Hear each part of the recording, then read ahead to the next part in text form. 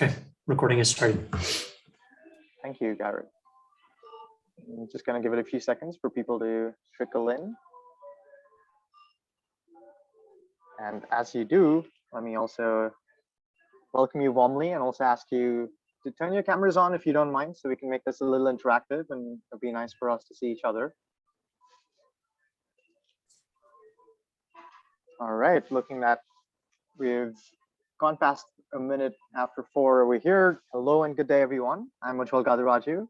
I'm an assistant professor at the WIS group at the Faculty of EMCS, and I'm also a director of the Design at Scale lab here at TU Delft. It's my pleasure to welcome all of you to the 3rd edition of the Academic Fringe Festival. This is on designing at scale with human AI collaboration. We can harness unprecedented amounts of data using AI today, and creating opportunities to tackle major societal problems in numerous domains like health and well-being, as well as mobility, and others are aspects we're witnessing these days around us. To make AI useful, though, we need to find new ways to combine the creative powers of humans with the analytical capabilities of computers. While designing solutions and developing systems for social good, or the larger societal good, as some of us like to put it, a key challenge lies in finding out how to help designers, experts, and other societal stakeholders in working together with AI as we try to prepare and realize and evaluate design interventions across a plethora of tasks. Now, how exactly can we reduce the design complexity for large-scale societal interventions? Through the course of this edition of the Academic Fringe Festival, we'll discuss these interesting breeds of challenges. We've already had a couple of extremely interesting talks. We had Ben Schneiderman here a couple of weeks ago, and we also had Chin Hao Tan. And we had an excellent discussion on human-centered AI. This week, I'm thrilled to introduce our next speaker in the series, Juho Kim. I've been following Juho's work for a while now, and I can't be more ecstatic to actually meet him in person in the virtual world, and hear many of his brilliant ideas today. So Juho Kim is an associate professor in the School of Computing at CEST, which is really well known in the HCI world. He's also a director of the KICS lab, which is the CEST Interaction Lab. His research in HCI focuses on building interactive systems that support interaction at scale, with the goal of improving the ways people learn, collaborate, discuss, and make decisions, and take action online. In a large stream of accolades, well, it'll take me all day to go through all of that, but I'd like to say that share that Juho earned his PhD from MIT back in 2015. He has an MS from Stanford University back in 2010, and a bachelor's degree from Seoul National University in 2008.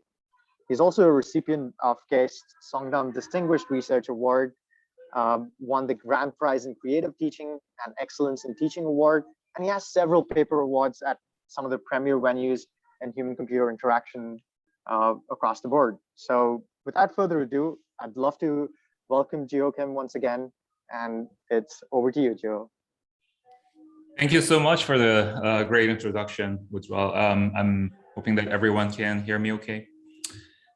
Great. Yeah, thank you so much for introducing me and inviting me to this wonderful festival. As you've all heard from the previous speakers like Ben Schneiderman and Chin Hao Tan, my respected colleagues in this space of human-centered AI, you heard from Ben about the conceptual framework behind human-centered AI, and with Chin Hao, you looked into sort of the decision-making context where AI and human can collaborate. And today I want to touch upon more of the system building perspective, where we want to use AI to create practical value to our users. And how do we go about doing that? And I want to touch upon how we can approach the design of these AI-powered interactive systems today. Some of the examples that my research group has been working on for the past few years, and also some of the vision and conceptual ideas that I have in this space. So let me share my screen. Okay, everyone see the screen okay? Cool. All right, so yeah, let me get started. So I don't have to explain that we are seeing an exponential growth of AI. So the graph that you're seeing on the left is the number of publications at the NeurIPS conference, a premier venue in machine learning. And what this suggests is that we're seeing an explosion of new AI technologies, new models, new architectures, new data sets. And on the right, what we're seeing is an exponential growth of needs for AI. So a lot of people are expressing their intents and needs to apply AI to their own contexts. All these different domains, all these different technologies, people are willing to try out. It's such a buzzword. So it seems like we have a perfect match, right? There's an exponential growth of new technology, and there's a lot of demand for the new technology. So one can imagine that we might be seeing a lot of successful AI applications in the real world by mixing these two and putting them into this kind of funnel. But the answer is not really, right? We're only seeing very few successful AI applications, unfortunately, with all these great opportunities that we have. So why is that the case? I argue that there are three types of issues that we need to overcome and we're currently facing. Issues that are about AI itself and about the users, and finally about the interaction between the two. So what are some issues with AI? I think the fundamental sort of limitation on the AI side is the model-centric view, in that many of these models only work with the benchmark. And when they are put into the real life context, they often fail or they don't even seem to care sometimes. So that means that many of these models are not production ready or require extensive additional work to be able to get to that stage. And often these models don't really consider how users are going to use the models. Often it's another team or external designers or developers who have to put in the additional effort to package this into an application that people actually use. What about on the user side? I've been recently talking a lot with people in industry and those people in their different domains who want to apply AI to their context. Some of the common themes that I hear are that sometimes people have this unfounded optimism, like AI is going to solve everything, but then they realize it doesn't. And that leads to having these unrealistic and uninformed expectations about AI. And that often comes from not having enough expertise in AI. Right? So they hear a lot of these cool news, see all these fancy demos that are posted as videos, and expect AI is going to magically work in their context, but it doesn't. And sometimes the problem that they think they want to apply AI for is not even really a problem that needs AI. Right? So there are these issues that really lowers the conversion rate of these great opportunities into successful applications. But then what about the thing in the middle, the interaction issues? I want to sort of get back to the basics of HCI, the gulf of execution, the gulf of evaluation, introduced by Don Norman in the 80s. Right? So the gulf of execution is when the user tries to ask, how does the system work? They try to sort of figure out and manipulate things. So what's involved here is things like planning, having more control, interactivity, agency, right? But with the AI, what's difficult is that there's this gulf because it's really hard to know how the system actually works for various reasons. And what about the gulf of evaluation? So when AI gives some kind of output, when it makes decisions on behalf of the user often wants to know what is the current state of the system. And this has to do with concepts like explanation, interpretability, transparency. And again, this is not really easy with AI for various technical reasons too. And we know that what's sort of the bridging factor here is the mental model. People want to establish this accurate mental model of how the system that they're using works so that they can bridge this gulf. But the problem is that having an accurate mental model for AI is challenging, right? So these are some of the common properties of the current AI technology. They are probabilistic, statistical, hard to predict, autonomous. And near the bottom, what we're seeing is it's more human-like, sometimes doesn't involve humans or replace or scare humans, and it's sometimes hyped. So what we're seeing is that the mental model challenge is something that as HCI researchers, we have been experiencing all the way from the 80s. In that sense, it's an old challenge, helping users to build an accurate and mental model. But then because of the fast evolving AI technology, these properties are sometimes exacerbated, sometimes getting much, much better. And these present new challenges for us system designers and engineers, because it's getting harder and harder to build an accurate mental model. And I think some of that has to do with how we design AI systems. What I call model-centric AI is sort of the conventional way of looking into building better AI, right? So it's model-centric in that it focuses a lot on achieving good accuracy with the model. And the goal is often to have a well-trained model. And how do you know if your model is successful? You compare that against some benchmark, running against the benchmark and compare against state-of-the-art models. And you beat some of the state-of-the-art models, then you're the winner. So I'm not necessarily arguing that model-centric AI is bad. I mean, all these views have their own roles and positions in the space, I think. And in the model-centric world, the models that we get are like building blocks, right? So they are tested, they are compared against other solutions. So we know which one is better in certain conditions. So they can be useful building blocks, but they are not really an end point. And recently, we've been hearing a lot about data-centric AI, advocated by people like Andrew Yang. And here, people are arguing that in order for us to build better AI, we need to focus on getting quality data and the pipeline for getting quality data. So here, the focus would be more on having this high efficiency in the AI pipeline to achieve quality data. Sometimes this ML ops kind of pipeline is involved here. And the goal is to have a more reliable and streamlined pipeline, which can then help us get higher quality data and the model at the same time.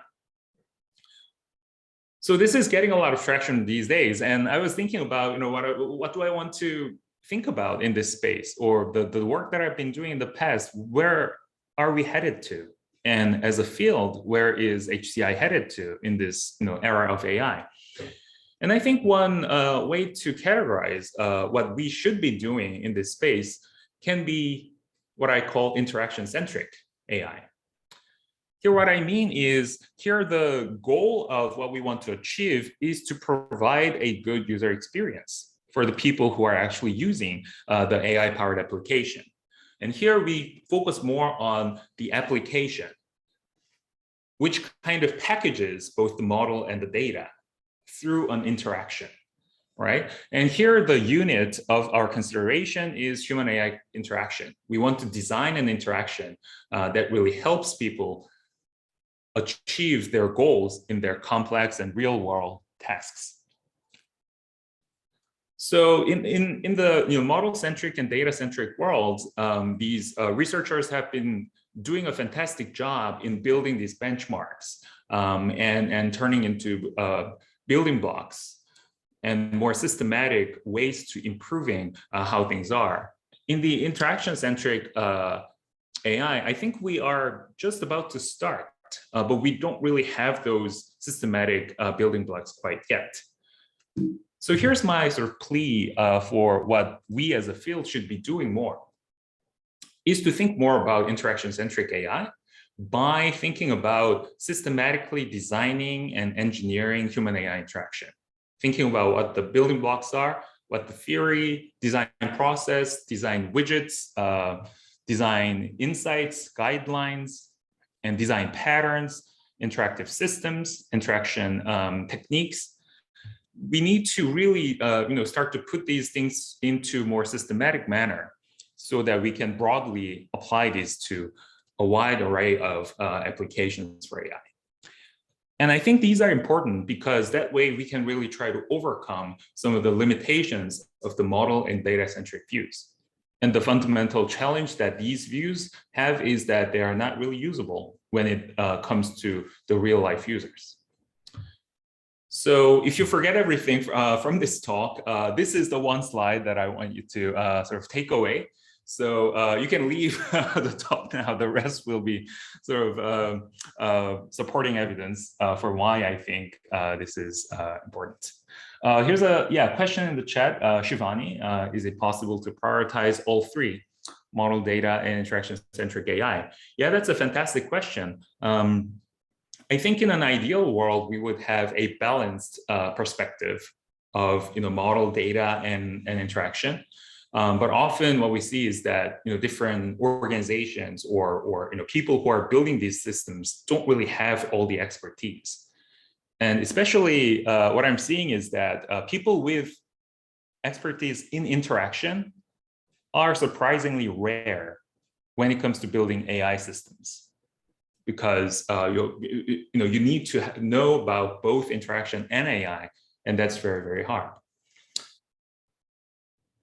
Yeah, so hopefully we can come back to that question too. So yeah, so this is the slide that I want to kind of emphasize. So that's why I'm spending more time on this. All right.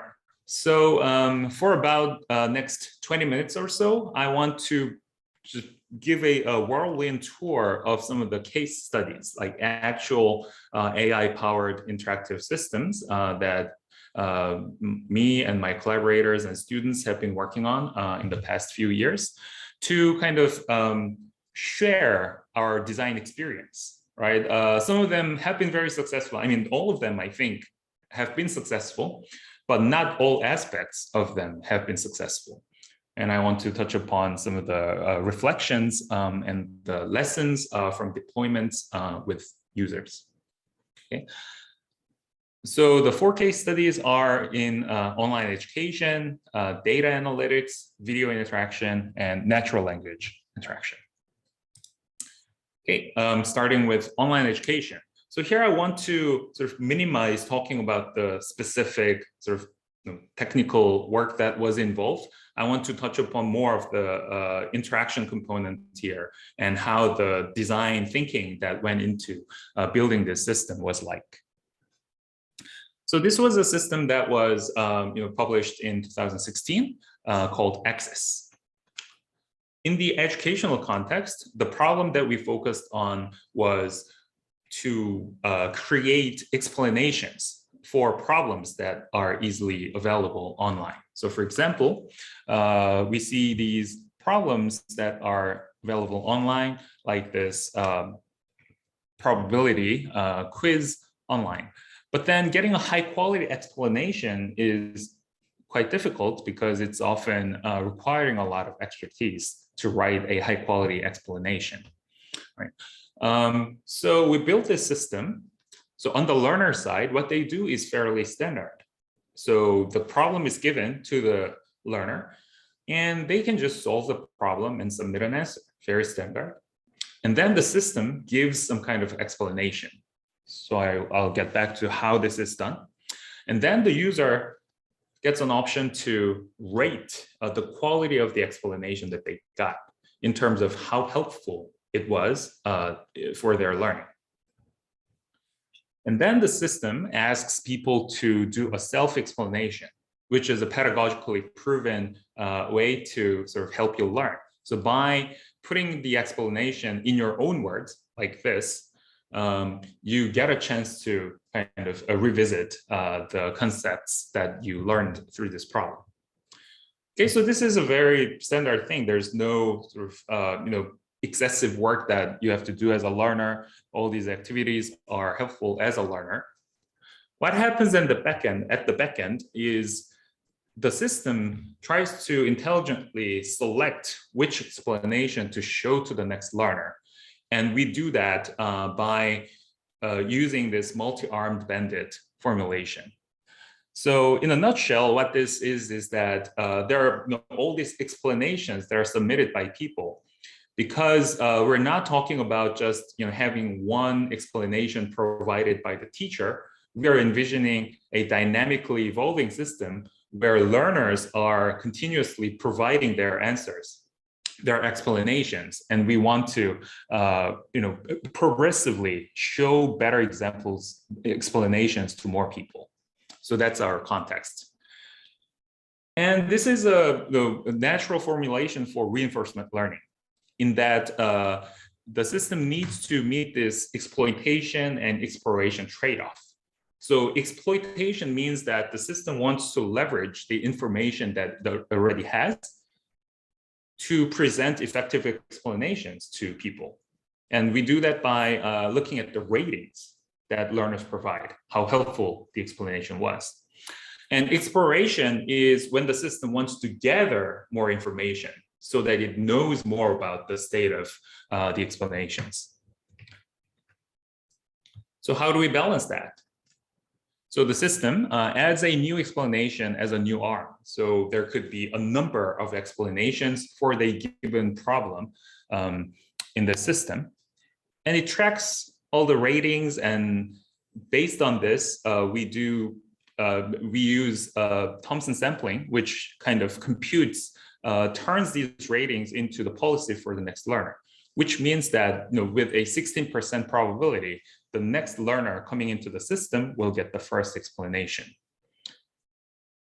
So this is quite neat because it's kind of easily interpretable, right? As you can see the percentages and kind of get the sense of how likely this particular explanation is going to be shown to the next learner that's coming to the system.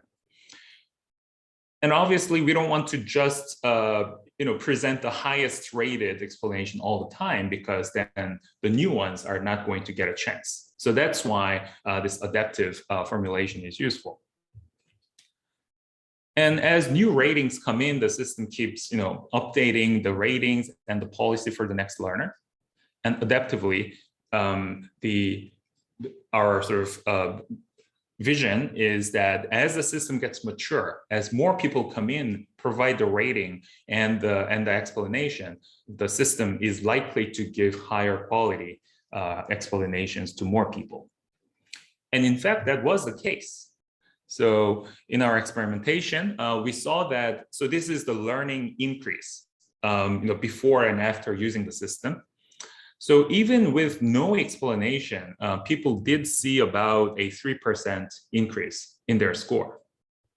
But then when they saw an explanation that was provided by the instructor, their score increased by about 9 points with access. So here we were seeing about 12% increase in the score. It was not statistically significantly different from the instructor's version. What was interesting is that in certain cases, system picked non-instructor generated explanations, which suggests that sometimes the learner's explanations beat the instructor's explanation. Right? So the human and AI interaction that's happening in the system is that as a human learner solves a problems, provides explanations, and provides ratings, AI does the policy update using the bandit formulation and Thompson sampling. And the interaction that happens is that through the natural learning interaction that the learner goes through, we see better quality explanation and better learning. So this was the first system. And then I want to move on to data analytics. So this was done led by Minseok, my former PhD student. I think I saw him in the talk. Anyway, so this is a system that helps people sort of analyze recipes at scale. Lots of example recipes on the web like this. So we thought this was a naturally crowdsourced sort of knowledge base that contains collective knowledge about how to get things done. So let's say you want to search for chocolate chip cookie recipes. It's easy to find hundreds and thousands of examples online. And we know that it's not just about the ingredients, but also the process of how to do this that really matters. So we thought it was a really interesting case study. So what can we learn from these embedded knowledge in those recipes for a single dish, like 500 recipes for a chocolate chip cookie? Maybe we can ask all these interesting questions, like what makes a chocolate chip cookie a chocolate chip cookie? Is there a notion of an average recipe? Most simple, most complex? Or are there a few fundamentally different ways of making a chocolate chip cookie? So we built this system. It's like a visual dashboard of all these recipes for a single dish, like chocolate chip cookie. So the central interaction that happens is that the system presents this recipe map. So each dot represents a recipe. And the distance between two dots represents the similarity in terms of both the structure and the semantic, like what actions are happening, what ingredients go in. So similar procedures look similar in terms of their steps, and different ones show different patterns. And the system also shows some stats and trends, like temporal patterns of top 10 ingredients and actions. So what enables this kind of system is this computational pipeline, which does use a lot of AI building blocks that I've mentioned earlier, right? So there's NLP, there's tree distance calculation, there's clustering. So it's a mix of well-known techniques. Some of the for some we had to customize the algorithms. For some we need to apply heuristics that are catered to this problem. So it's a complex configuration of various building blocks. And we also had the human and machine hybrid labeling of the data because there wasn't the perfect data that we wanted to enable these interactions that we wanted to build.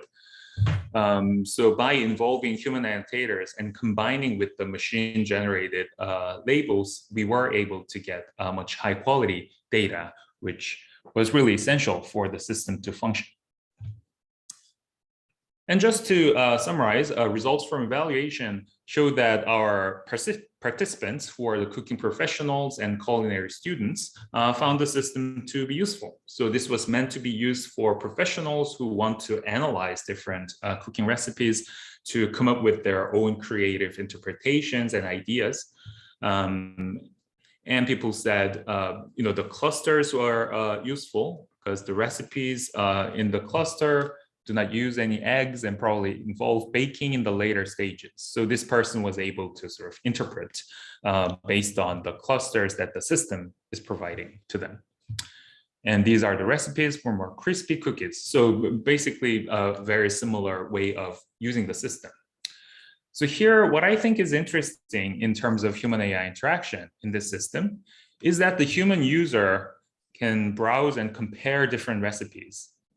And AI represents recipes as tree underneath the system as a computational structure, which makes it easy for AI to do all the clustering and computing of the similarity. And what this enables is better sense making of all these recipes by combining human intuition and the data insights that are coming from the system. So from the interaction point of view, rather than AI trying to kind of automatically compute interesting recipes to look at, or coming up with an optimal recipe for chocolate chip cookie, it presents the landscape to the user so that the user still has control and agency in sort of applying their own hypothesis in understanding this landscape. So I thought that was an interesting human AI interaction bit from this work. Okay, moving on to the next one. Now we're getting to a more recent project. So I ordered them chronologically. I want to get to this upcoming paper at KAI 22.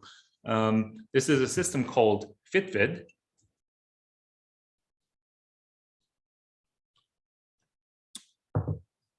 So the problem we wanted to touch upon here is that we see these responsive designs in websites and ebooks.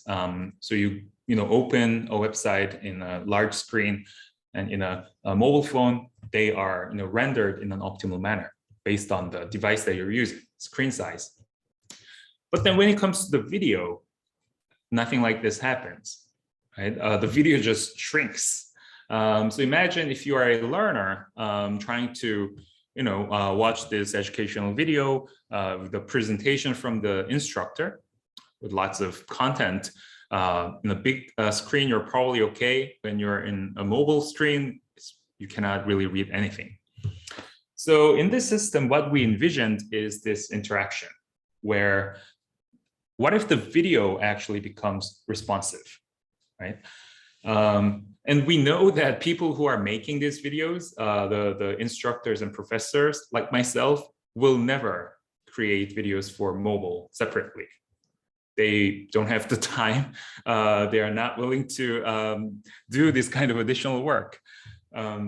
So we thought for a video that's already published, why don't we take a more reverse engineering approach? Like without having to re-encode and republish the video, what about this responsive adaptation happens on top of an existing video? So this is interaction that we're envisioning. The company was faced with unique business challenges for automobile production. First, okay, let me mute.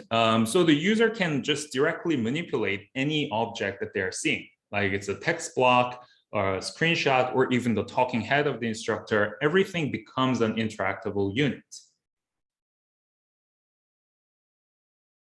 So this is the basic view.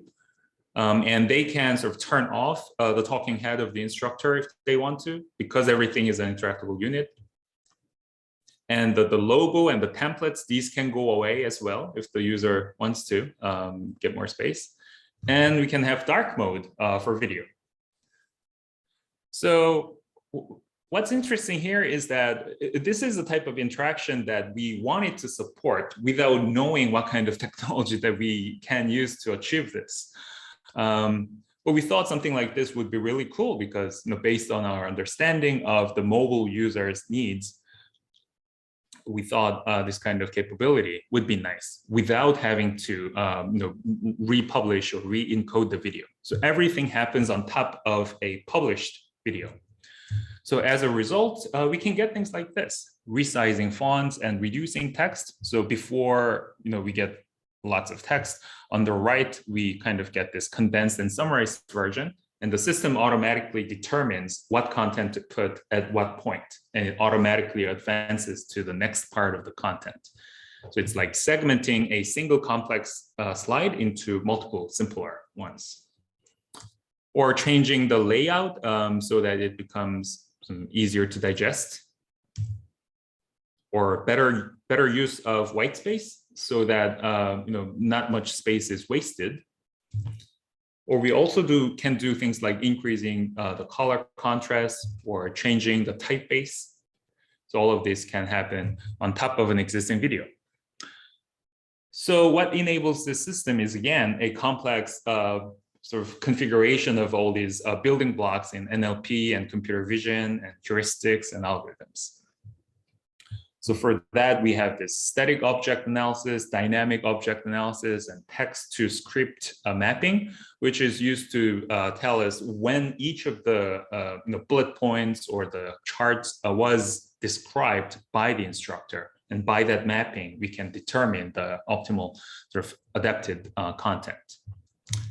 And we do that by decomposing a page into these building blocks. Right, so there are background images and static elements and dynamic elements, like the real-time handwriting and the talking head of the instructor. And I'm intentionally showing these complex system diagrams to kind of illustrate that once we envision this cool interaction that we want to support, it's often months and years of really piecing together all these technologies involving AI in the cases that I'm showing today. And I think one lesson that we had was that, we don't really build new models in my group per se. So it's often sort of understanding all these existing models out there what has a good fit with our purpose and try to put them into the right components of the system and see if they are actually useful in the interaction that we want to envision in the systems. So even for this single system, we used a variety of different techniques to make them happen. So that's the point I wanted to get across. So as a result, we got videos that are easier to consume on the mobile device. So in the first study, we looked at sort of how much has improved in a more quantitative manner. For all these, when we compare the adapted content to the existing sort of video guidelines, they were overall much better with fewer word count per slide and slightly larger font size and better typeface and everything. And then we also had a second study where we asked a bunch of crowd workers on MTurk to evaluate the quality of the content in both the original and the adaptive setting. And in all aspects of content, like font size, amount of text, typeface, line spacing, and so on, the adapted content received significantly higher scores. And we also had a third study where we invited real people to kind of watch the video. And then here we asked people to also use the direct manipulation feature, where we gave people the control to move around different objects as well. And what you're seeing on the right are some of the examples. The top one here shows that the person zoomed into the map by enlarging it because they wanted to focus more on it. And on the third example here, you can see that the talking head of the instructor was kind of shrunk and put right next to the content because the person didn't want to have the big white space. So what was interesting here is that by giving users a way to directly manipulate, they were easily correcting the incorrect adaptations that were happening sometimes, and they enjoyed having control. One participant said, "I felt like I have more control over my learning because I could adjust the content in my own way." And people were manipulating the content to adjust the design, and they were doing it to really get themselves focused on the content sometimes. So we thought in this kind of interaction model, it was actually valuable that we gave control to the user on top of the automated results. So here the human learner watches learning video on mobile, and in AI, it does the content adaptation, and the interaction that it supports is improved video experience, better readability, and giving this agency in controlling the various objects that they're seeing. Okay, moving on to the final example. Again, this is a recent system that will be presented at Kai 22. The system is called Stylet, led by Taesu, a PhD student in my group. So here the interaction that we're envisioning is, what if we could support novice designers to easily express their style editing intents in natural language? And the system can kind of understand and support these kinds of queries. So for example, if the learner says, if the novice user says, tone down the text, then often the person has to learn HTML and CSS to make those changes. But then what if the system can kind of understand what tone down means and try to suggest these design elements, the appropriate CSS attributes, and even the values that the system thinks is relevant. So this is what the Stylet system tries to achieve. I'll show a brief demo. So it's a multimodal system in that the user first has to decide, designate which element to change, and then speak. Make this larger. The user said, make this larger. And you can see that this control panel is now displayed with what the system thinks are related to the user's query of make this larger. So you can see that the font family, the font type is shown. Font size obviously is displayed, but this is not the only one, right? Increasing the height, increasing the padding, increasing width could potentially also be related to make this larger. So by exposing the users to these potentially relevant ones and showing the suggestions, the system can help people sort of discover the new design aspects and explore them. So now you're seeing my pattern of how I'm presenting this system, right? The interaction and then sort of what's happening under the hood. And here again, we have both NLP and computer vision to kind of understand the user's query and turning them into the CSS properties and value suggestions. So just a brief overview of the NLP pipeline, speech to text to understand, turn the user's speech into text.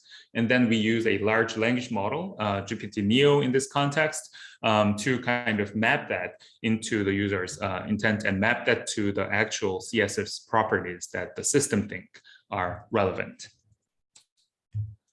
And on the computer vision side, we did manually collect over 1 million design components and then extracted their design properties, like what font is used, the size of the font, and so on.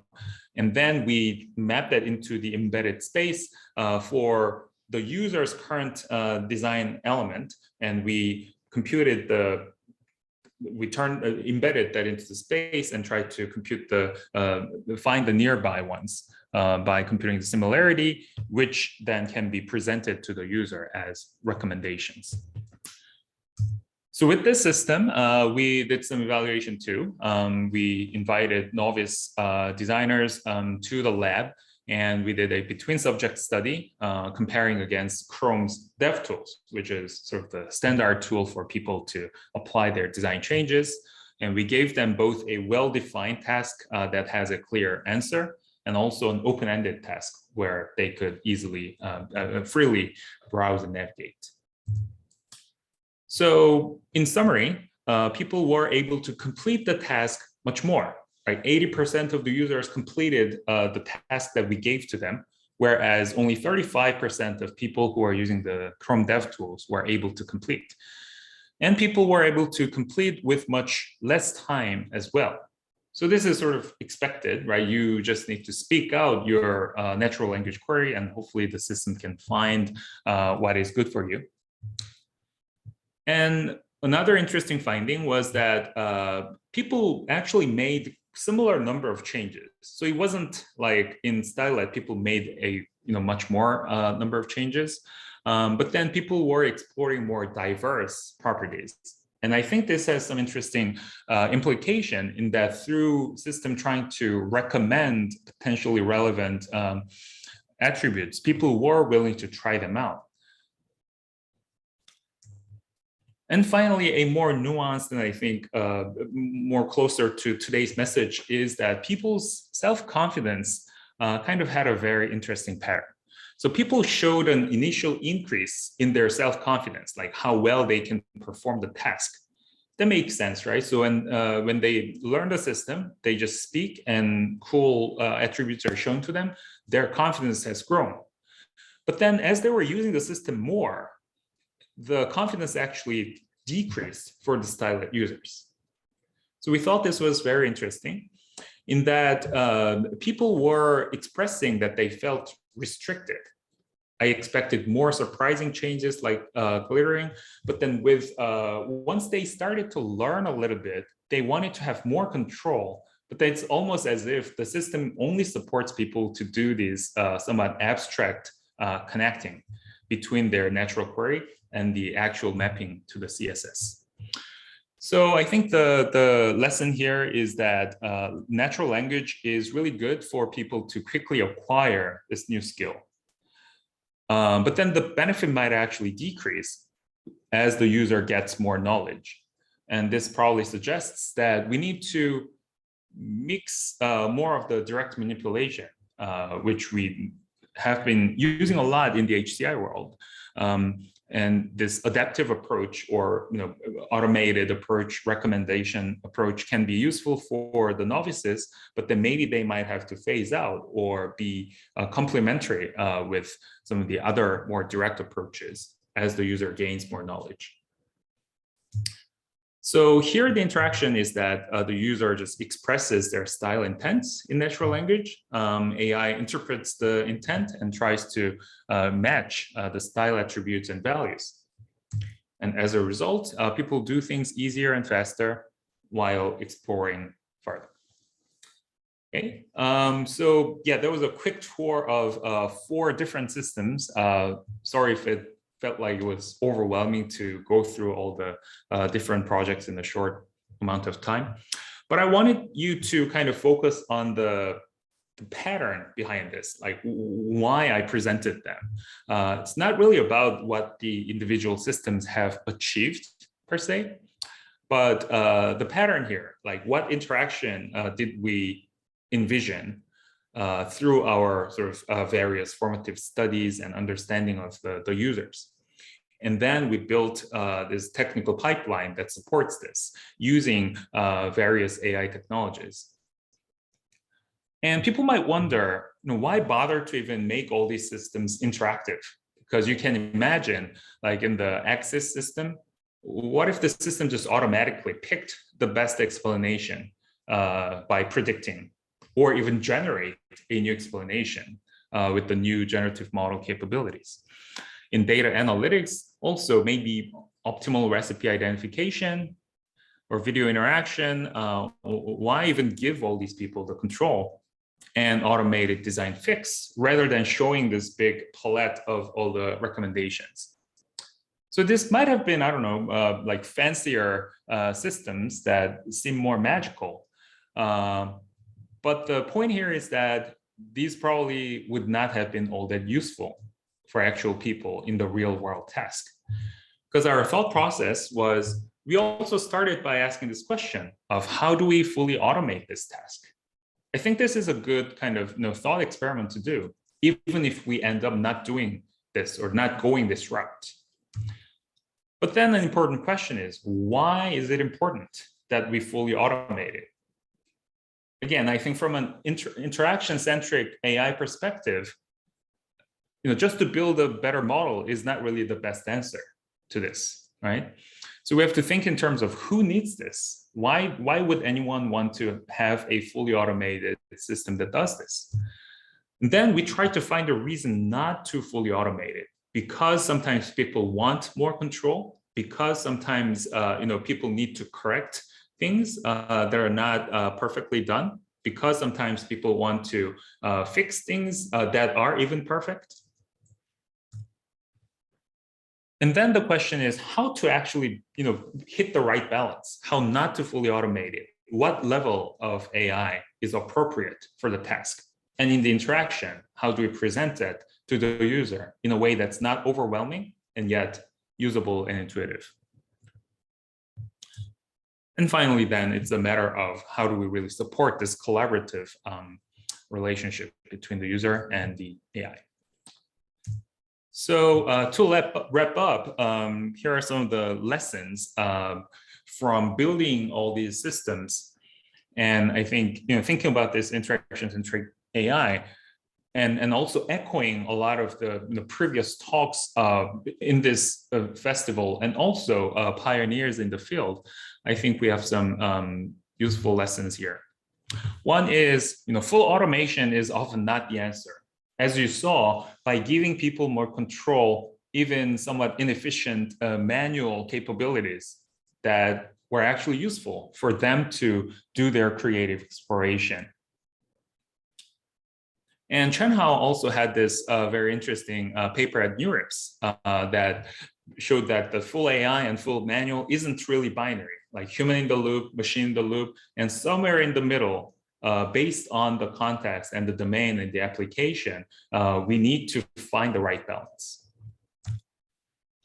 And then going back to Ben Schneiderman's, fascinating 2x2 diagram that we saw a lot a few weeks ago, achieving a high level of human control and automation is of course challenging, but I think it's definitely possible.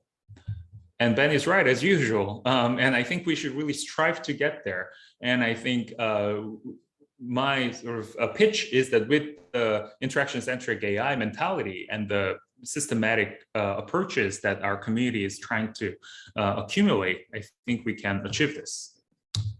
And at a more specific level, what was really difficult is to prototype or clearly envision the AI experience. And that's really challenging.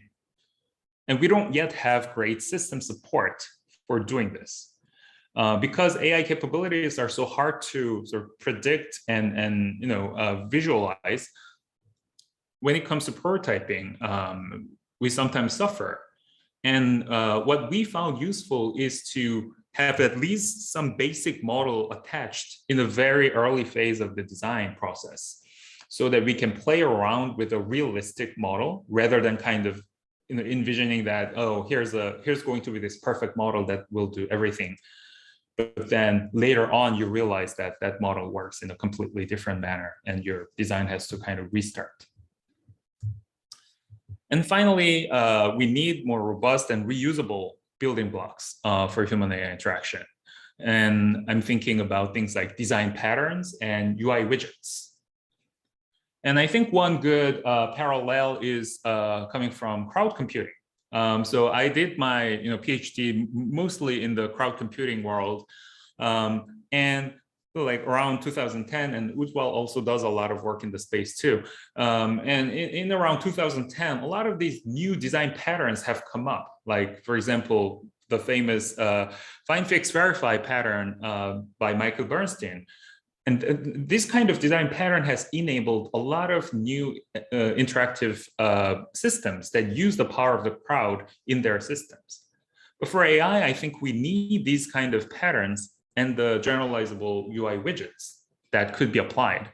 And I think we need to be building more and more of those so that these AI-powered interactive systems are easier and more successful. And just to end some of my other efforts in this space. So I've been teaching this course on human AI interaction. So in this URL, you can look at the reading list. All the course materials are online. So if you are planning to get an overview of the landscape in this space, it could be a useful sort of starting point. And in the Interactions magazine by the ACM, I'm co-editing this UX meets AI forum with Henriette Kramer at Spotify Research. So if you have some interesting ideas for a piece, please let us know. Okay, so thanks for listening. And this is a summary of my talk, and I'd be happy to take any questions. Thank you. Awesome. Thank you so much, Juho. That was very inspiring. I do see that we have a few questions trickling in, so I'll just call people over to unmute themselves and ask the questions themselves. Otherwise, I'll be happy to relay your questions. First up, I see Crowd Wisdom. I do happen to have the privilege to know who this person is. Tahir, would you like to unmute yourself and ask Juho the question yourself? Yeah, I can ask. Hello, Juho Kim. It was quite an interesting talk. Thanks for that. My question was quite simple, rather. I was just wondering, since you discussed that one of the reasons that people didn't, their confidence was low, when they interacted with the system that you presented, could be related to the accuracy of speech to text transcripts. So did you also look into this and study whether this was the case? I see. Yeah. Thanks for the question. As far as I know, we did not specifically look into the accuracy of speech to text. We did use an off-the-shelf service. I think it was Google ASR. And Tesu, the first author of the work, is, I think, logged in, so he can probably chime in too. But my answer is we did not look at it, and but I think a very interesting observation there is that, yeah, people's confidence might have some, interplay with the speech to text accuracy. And especially when someone is a non-native speaker who has lack of skills and confidence in what they're trying to do, maybe that might sort of further exacerbate their overall experience. And as a matter of fact, we do have an ongoing project where we're looking at how the ASR technology might be more disproportionately making things difficult for non-native speakers. So hopefully we'll be able to say more in that space too. Thank you. Thank you. We also have a question from Paul. Would you like to go next, Paul? Yeah, I guess I can also ask my question. Hey, Juho, long time to see. I was wondering in Access or some of the other papers, other works, do you think the learners or users were aware that they're interacting with an AI, and how would that kind of awareness affect their experience? Yeah, that's a fascinating question. In short, no, people did not know that there was an AI behind, selecting which explanation is shown to them. And in that design, we intentionally chose not to display it to kind of get a more sort of unbiased rating of the explanation that they are seeing. Of course, people probably thought, the system kind of picked some kind of explanation, but they didn't have any information about how and why. So maybe I can see both sort of directions possible. So if we tell people what's happening, in that it's a learner sourcing system and AI is picking the appropriate explanation, people might be willing to contribute more because they know that it's kind of learner sourcing, and their contributions might also further help the system be more mature.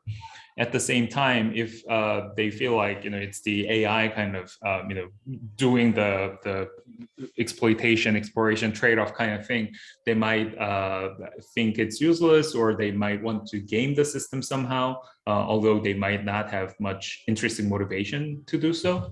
But I think it might be really interesting to observe this in a more complex setting, and yeah. So I just have speculations about it.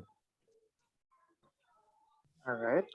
Another question here in the chat from Drukshi, and then we'll move over to Garrett and Peter. I see that they've raised their hands. Drukshi, would you like to ask your question yourself? Yeah, sure. I'm not too sure whether I can be heard. It's thundering here. I can hear you fine. You're audible. Right. Okay. Sorry.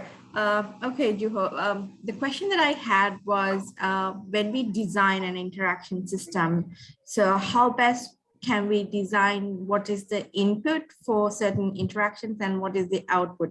For example, in the website, when you speech, add the speech to enlarge. So why would we think the speech is the input here, and why would the interactions of the touch screen or like how do we show best the output? Do you get what I meant? Like, is that just because of the use case of in this case, or can we have, or what best is like having text and speech, and we can design anything. So how do we kind of do you have any idea, like what's the optimal way of designing what best is the interaction? Yeah. Thank you for the question. It's a really practical question that we run into all the time as we build these systems. For example, I think we had this same discussion when we were designing the Stylet system, where we decided to go with the multimodal way of doing things. The user has to first click the item that they want to pick and then speak the request.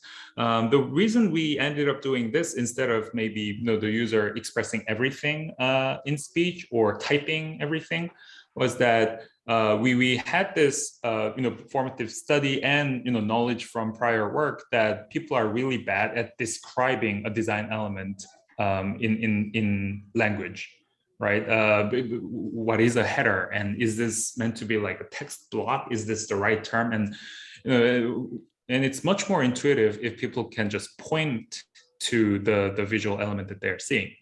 But the intent wise, then it's not just a matter of picking from a few predetermined options, but rather we wanted to support people's open-ended description. So for that, we thought just speaking it out might be the best. So this is just one case, but I think for the best interaction possible for a particular application, we need to be open about adopting different modalities. And of course, that might make the system more complex behind the scene. And also the maybe associated AI technology might have to vary. But I think, again, from the interaction-centric AI point of view, we should really approach it from the interaction that makes most sense to the user, and then somehow find a way to make technology work. Thanks, Juho. I do notice that we've gone past the hour. I was just wondering, Juho, if you have time to take a last couple of questions. Yeah, I do have time. So this is my midnight. I don't have any other meetings scheduled after this. No, I don't want to push you much longer than you. No, I'm really enjoying this. All right, awesome. Then Garrett, please go ahead. Awesome. Well, first off, thank you for that presentation. It was very informative. I have a few questions, but I think just really the big one that I want to focus on is around your case one in the Axis system. So to point back to a few things that you kind of talked about throughout was your three paradigms of the AI. And one of them was the model centric, where it's really well tuned, but not always production ready. And then towards the end, you mentioned this idea of questioning why not to fully automate something. So tying this to the Axis system, I think one of the reasons to not fully automate something like that would be this idea of review bombing. So if a user is requested to solve a problem, and then the explanation is actually a solid explanation, but then you have that extra feedback mechanism to help kind of inform the system. If there's a lot of bad actors that intentionally give you negative reviews, what kind of impact is that going to have on the system? And how would you mitigate something like that with further human interaction? I see. Yeah. Thank you for the great question. I like how you are connecting different dots from my talk into the question. Really appreciate it. So if I understood it correctly, you're asking if in the design of Axis, when we, rather than try to automatically select the optimal explanation, why bother to collect people's ratings about the explanations and ask people to do the self-explanation? Is that not necessarily why rather, but how do you handle a scenario? Because I like the idea of it, but how do you handle the scenario where you could have people that give you bad reviews? And how do you make sure that the system is still selecting good explanations, even in light of the fact that some people may, I guess for lack of a better term, downvote good explanations in malice? I see. Yeah. First of all, we to get at the first part of the question, we chose to add a lot of the manual components to the system because we wanted to give this learning activity for people. By making this a learner sourcing system, we are giving people this self-explanation opportunity, as well as rating, which kind of requires critical thinking about the explanation that they're seeing. So, and in doing so, I think, as with any kind of, social systems, social computing systems, there are, dangers of people misinterpreting what they're doing or gaming the various activities. And here I would say there isn't really strong motivation for people to do anything to really game the system. And part of it is related to Paul's earlier question of the system intentionally kind of built as a black box to some extent, in that it's not really clear what the action you're doing has on your side. And indeed, we had a follow-up paper published at CHI 2017 of using this learner-collected information on the instructor side. If the instructor sees all the details of what learners contributed, what they rated, can the instructors use that information to turn it into maybe improving their instruction or coming up with maybe adding their intervention to produce even higher quality explanations. So yeah, I think many complex factors are in play here, like motivation, incentive, and transparency about what's happening in the system. And balancing these, I think, is really the hard part. Yeah. Awesome. And then just one other small question about the access system. In terms of the user body that you had, what age group were these people that were answering these problems? Oh, age. So these were just adults, Okay. with, yeah, more or less college level education. Cool. All right, jumping on Juho's generosity, I see another question here from Gala. Gala, would you like to sneak that one in? Yeah, it's a question about the figure you show about user knowledge and the helpfulness of the explanation. We see that when users have more knowledge, the text explanation seems not to be helpful as it used to be. So does this mean that the text-based explanation only works maybe for parts of the knowledge required to solve some tasks, but some more types of knowledge, like maybe some knowledge about the process or somewhat, and this can't be, say, well expressed in text? I see. To make sure that I understand this question correctly, so are you referring to the access system where people are shown the text-based explanation? Yeah. I guess it's in the cooking part. Yeah, please. Yeah, go ahead. Yeah, so do you think there is some types of knowledge which can't be, say, well expressed in text, and we need to say other maybe modality or other forms to express it? Right. I see. Yeah, thank you for the question. And I think it's kind of related to Dilrukshi's earlier question of how do we determine the right input and output. And your question, I think, is more about the output interaction of how do we communicate the AI results or the system's results to the user in a way that can help them do better sense making and understanding of things. Yeah, and again, I think it's a matter of the interaction that makes most sense in the context. And in this case, we did not really think harder about the different modalities because text-based explanation is the de facto standard in especially like math problem solving. Although one can imagine having like diagrams or visual aids that can help people understand better. So yeah, I think that's definitely possible to explore different types of explanations to give to people. In this particular system, we focused more on showing the right explanations at the right time. But with the modality consideration, I think we've covered that in some other work like Stylet, for example. Then overall, I think I would say, yeah, depending on the experience that you want to provide to the users, you have to decide the right modality. And that does require a very careful understanding of the user's needs and how they can understand what they're presented with. So I do have a rather speculative answer for this. Okay, thanks. All right, thanks a lot, Juho, for entertaining all of these questions. And maybe I should sneak one in myself before we really let you go and hit the sack. Hope you don't mind that. So Not at all. Question to you. Yeah, my question to you, you spoke about mental models and how it's pretty hard to understand users' mental models as they interact with the AI system. And I was wondering whether you had a perspective on how one could potentially capture more accurate mental models through an interactive or iterative fashion. I was wondering whether you had any thoughts on this front and whether, you've probably had some experience trying to do this.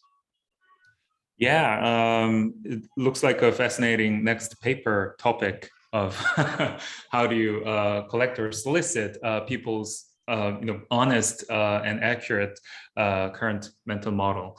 Yeah, I mean, I don't have a great answer for this, and which got me thinking. I mean, we do have done this analysis of people's mental model construction process with another system that we worked on. I didn't introduce it today. It's a chat-based system where the system is trying to recommend various messages to help the discussion going. And in that, it was interesting in that people knew that AI was being used to recommend these messages. It's like Google's smart reply, where you see some recommendations and you pick the one that makes sense for you. In doing so, we saw that a lot of people are experimenting with the system, like trying different things, try to see how well it performs under what circumstances. And because it was a group setting, people were able to share their experimentation and constructed this shared mental model. So in a chat-based setting, the mental model construction process was kind of naturally captured because everything was actually done through a chat. So it was almost like having this automated think aloud by people, because they were testing different AI recommendations, expressed how they felt about the recommendations. Because it was a multi-user setting, they were communicating about that openly. So yeah, we had done some analysis there. But I think it was a very sort of special and somewhat lucky instance where we were able to see a lot of that being expressed in text, but in other times it's just implicit, and I think people don't even think about what their expectation from AI really is. It's more like they're naturally just using it and feeling frustrated. So, and I mean, the standard techniques like think aloud might be useful.